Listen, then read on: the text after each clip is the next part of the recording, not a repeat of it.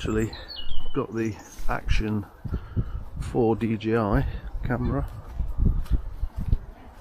on the tripod, testing it out.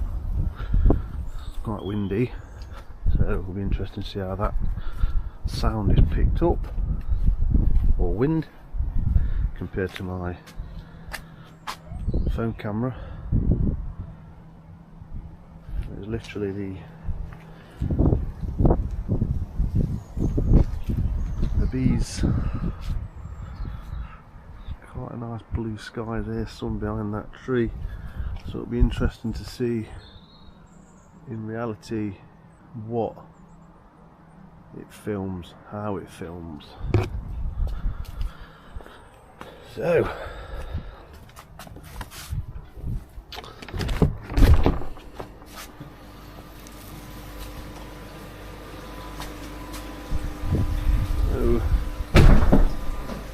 we actually are in the greenhouse. The koi are looking good. I'll give them a bite to eat.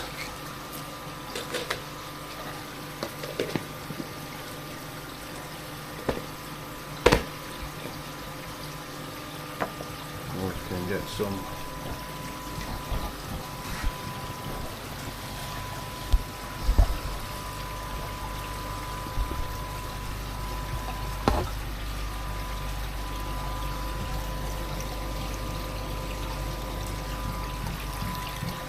I've got is a selfie stick, so that will give a different view, I'm sure.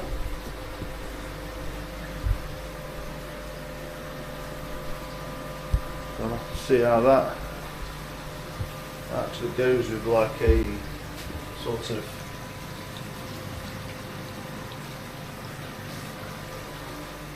flat view. What I've got to learn is obviously with a stick, with the shadows and what you get like that, but this is literally a test run.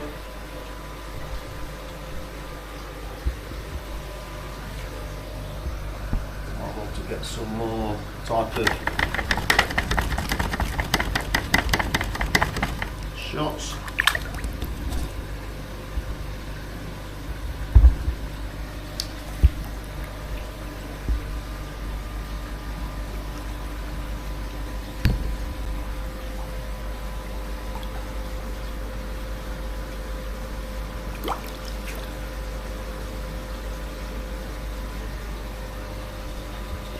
Quite good for those hard to reach areas, I must admit, so far. I don't know how jerky that will look. But that's Saki White. It's the second week in now.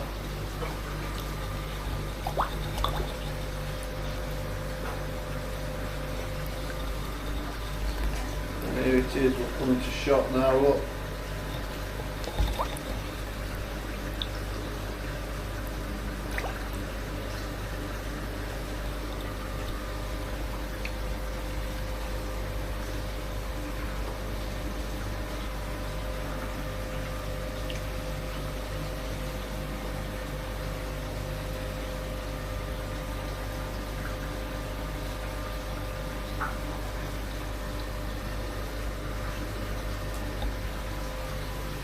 So that reach is quite handy.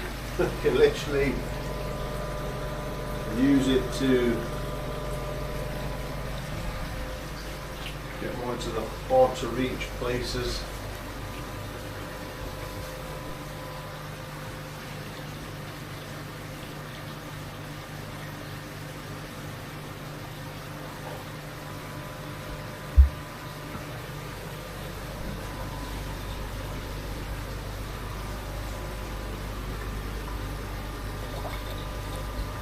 That Taniguchi golden corn looking fairly good. The other Taniguchi golden corn on the back there.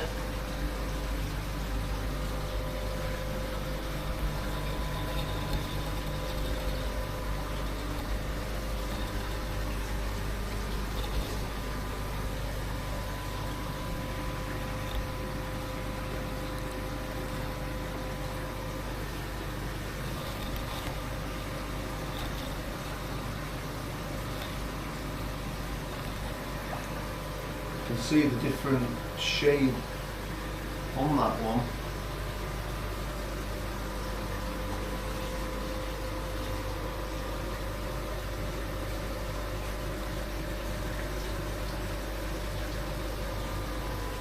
Yeah, you can see the water clarity is pretty damn good.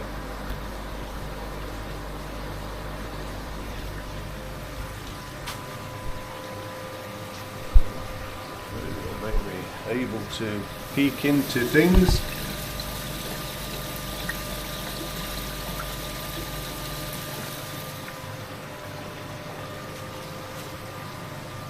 Different kind of shot from above.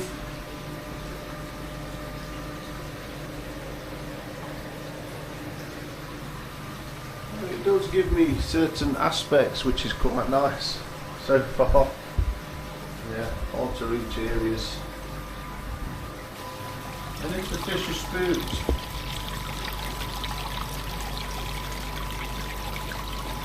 what's handy with a stick is you can actually rest it on things. Obviously lack of control is a little bit different, but like if I want to sort of shoot into there, for example,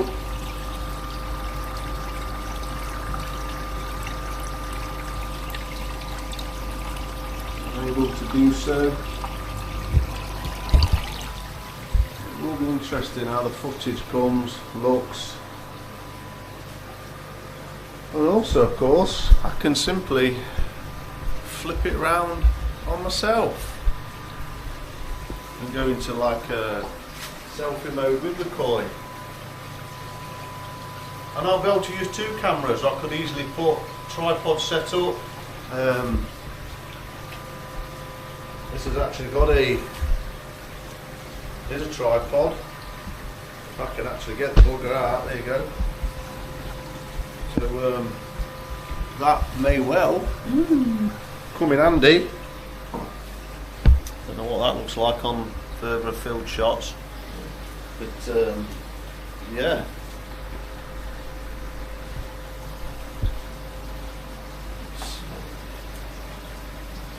Get used to feeding the fish. See how much food's left in there? There's quite a lot actually.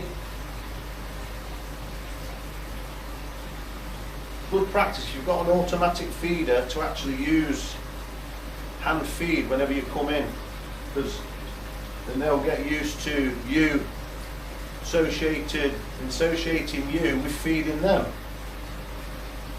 as you can see. Or maybe not.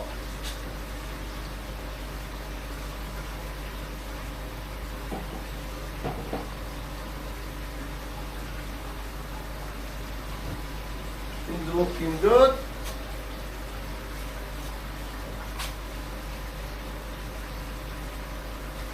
Temperature's 10.4. There's not a lot to do in here today. Forest are playing Everton.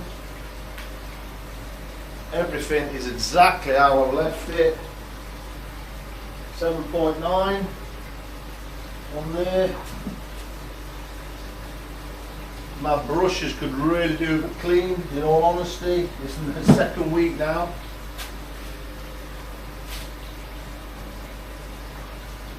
I've just fed the fish on the indoor pond, give them a scoop of about 30 grams worth of food. But these are feeding lovely at down at 10.5 degrees. That's where I'm holding, around about 10. And they seem to be happy enough.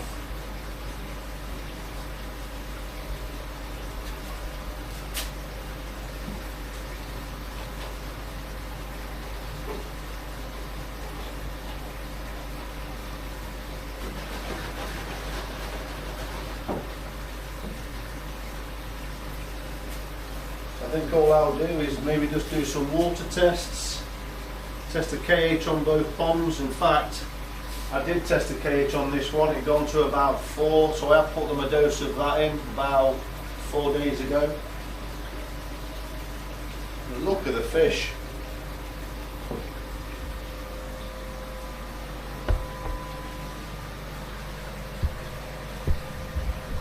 They really are just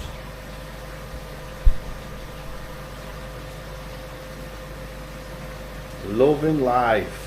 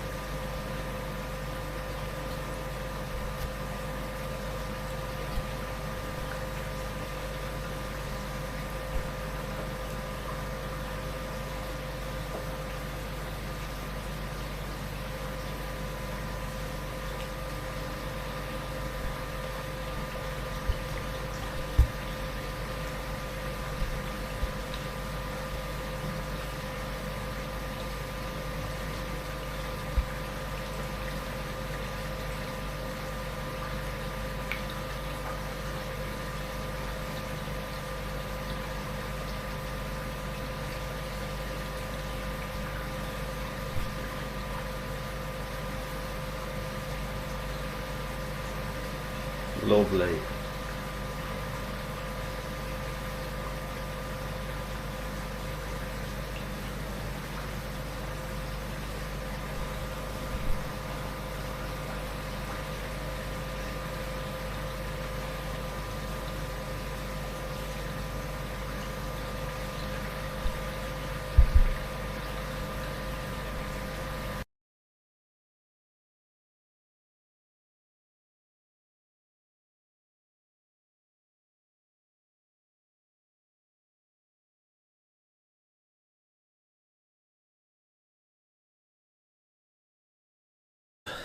It's a beautiful day. It's Monday, day before New Year's Eve. Wow, it's the first day, probably since I last recorded actually, when it's been a week since we had to put my fur baby to sleep. So I've just been getting on. So today I'm breathing out because I've been kneeling down and getting stuck into something, because it's a beautiful day and it's been the first day really where I've really been able to get stuck into something. So I'll spin you around and we'll have a look. So as you can see, here's the new pump. It's no surprise to you guys what this is. It's the Pump 10,000. Now this is on the skimmer line, so I'm not going to go into massive detail of how to and stuff like that. It's just a bit of content just to show you what I'm doing and how my system is, and you might pick some stuff up, you may well not, but anyway. So glass panels off, getting a bit of about a few pellets, and anyone that's got one of these Evolution Aqua pumps, on the one that I inherited, it didn't have this plug on, but they come on with this like 2-pin plug type thing, so you have to take that off, cut it off. Now what I would say is you've got to be very careful with this cable that you get with this pump, because it seems quite fragile. I cut it really easy, and these cables, the actual cable inside, cut very easy, which in some ways you could say is a good thing, because it's easy to work with, but I would have probably expected it to be a bit more of a duty than what it is. But anyway, I'm not going to complain about it, it's just how it is. So I've got the Matsuko box, the SB5, and it's got a timer on it. So there's actually 5 segments on it, dead easy to use. You can set time slots and everything. So I've got 5, 1, 2, 3, 4, 5. That's the power going in, and you basically put power to there, and then you've got your different segments. What I would say with this is be very careful, because these are quite delicate, and if you over tighten you can spin them and maybe spin them off the board or things like that. So I threaded the cable through first before I stripped back, and I tightened these 2 up so it was in solid, and I left about 2 inch or about 1.5 inches, cut small, about 5mm off, 4mm on the ends, strip back, and use needle nose pliers, and you just slightly grab the end, you slot it in. I literally let go, held it with one finger, and then tightened with like a precision screwdriver. And don't over tighten, because like I say, you could damage these, I'm pretty sure. They are a bit fiddly, I've got to admit, the Matsuko box, but once you get used to it, you kind of get used to it. But if you look, it's quite tight. Like I say, needle nose pliers, be delicate, be methodical, give yourself enough strip bare cable, and then you can literally just curl them up like that and you're done. So I've got to fix that back to there. Now what I've noticed is that here's the one that I had with J-Bow, and here's the new one. So as you can see, this is quite a bit bigger, so it's going to take a lot more space up there. Now I have got like rubber pond liner I cut off, and I'll actually tuck it behind them and have it folded over the top, so if the water does get in, because it's only decking, it can't damage them. Same there, look, I have like a flap of pond liner that's tucked under there, so if any water comes down, it literally runs over the front of them, not onto the sockets and stuff like that. It just gives a bit of longevity to the product, I think. So you imagine that is just literally having that rubber of a liner, and if there's any water, just runs over the top and the front. So I think they have had a batch of these faulty. There's been quite a few reports of people having problems with these controllers. Hopefully I won't, touch some wood. I'm going to check all the connections are tight enough, check these are okay. This one looks like it's tighter than the other one, but I'll see.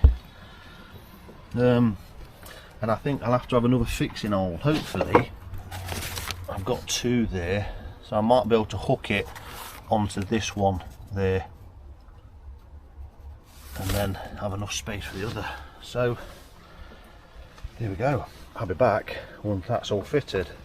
Then just got to take the pump out, pump back in. It should be straightforward enough, and I'll power up with you. Running, so I'll have to top the pond up a bit. Here's the fish.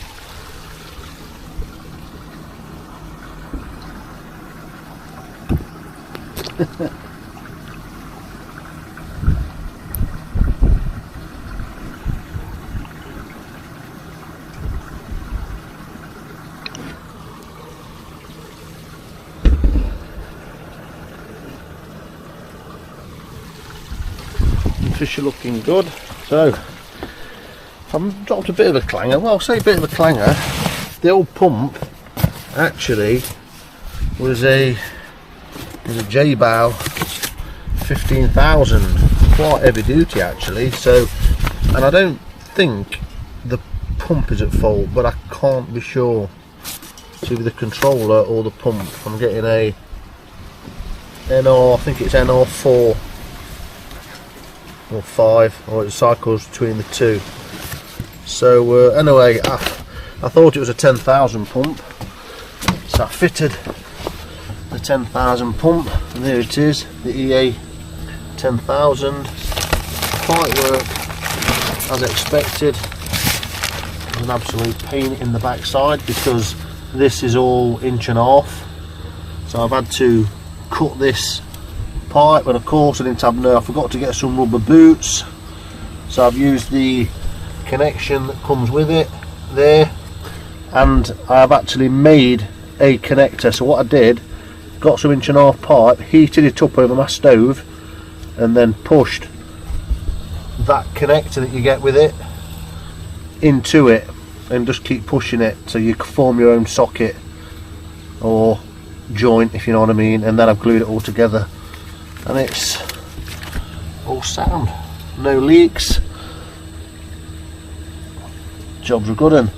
And the 1.5 inch to 2 inch rubber boot, I've actually cut the 1.5 inch rubber part and just used 2.5 inch clamps, so that's good. And then on the male thread of the pump, actually PTFE taped it. You have to put a load of PTFE tape, but you don't need to put any tape on male threads that connect to a mechanical fitting. That's just bad practice. You don't need to do it. The actual rubber in between the two surfaces should compress and be enough.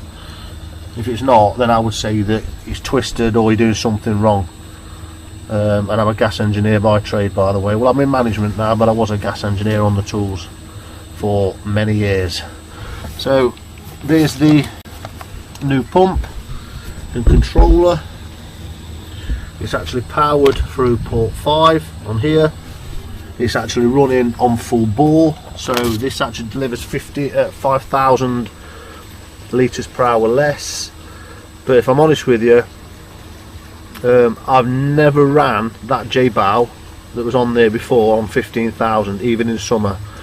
The reason I bought the 15,000 before, I think I must have got it for a good price for a start, and it runs down there, look, it goes up to the shower, you see a tap, and then it runs across, and there's another tap that comes up and over and it returns into the pond. That is off. Now if I'm ever servicing the shower like in spring, I'll turn that valve off and then turn the return on to the pump. I've never had both running at the same time, and I had a bigger pump just in case I wanted to do that, but I never have. Yeah, it comes down the side here and it comes down and it pumps this way. So I never have. I've either had yeah, one or the other. So that's on 90 watts now because it's on full power, and I'll turn that down now. Turn that right down. See what its lowest power is. Well, it goes down to 0.01 to 11 watt. So that's only running on, say, 10%. That's only literally running on 2, 4, 6, 8, 10, what, 2,000 litres an hour apparently, which is literally a trickle. So that's literally trickling through that now. I'll put a bit more flow than that through with it being winter.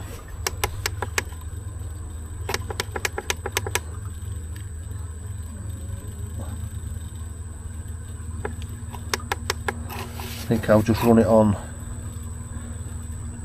32 watts, and then there's that rubber that I'll just have, just giving it a bit more protection. I'll do something more with this as well, probably tuck that underneath there somewhere. Put everything back together, and that's on 30%. See if we can extend you out there.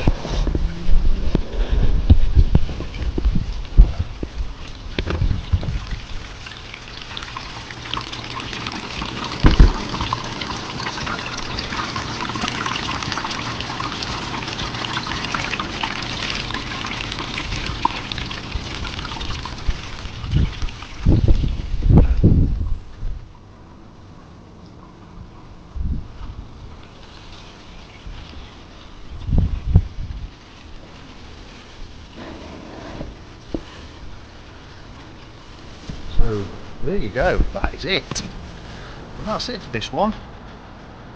Hope you've had a good Christmas. Seemed quite a long time ago now, don't it? A lot of people at work. I'm not back at work yet. I've got New Year's Eve on New Year's Day, then back at work on Thursday, Friday. I think I should go back to the gym today really, Monday, Tuesday, Thursday, Friday, like I've done, like I normally do. But I think I'll give it, just say, you know what, stop off, take to the gym and then start again next Monday. That makes sense. So many thanks everybody for all the on my last video. Really overwhelmed with the comments. It really does help. It has helped massively, I've got to admit. The core community is, you know, a really nice one actually. There's a few people out there which are a bit angry for some reason. I don't get it. But anyway, the majority of people, and especially on the comments on my last video, are just been absolutely brilliant. Thanks for the support, it has really helped. Still painful obviously, but carrying on. And yeah, thanks for the support, it really is appreciated. If you've not liked, shared, please do. If you've not subscribed already, please do. And I'll see you on the next one. Hope this footage has been okay. I'm just playing about with the camera, I don't know what it can do yet, but to get some different angles, a bit of a play about on this last video, and just showing what I'm doing. So pump back on, jobs for good. Thanks for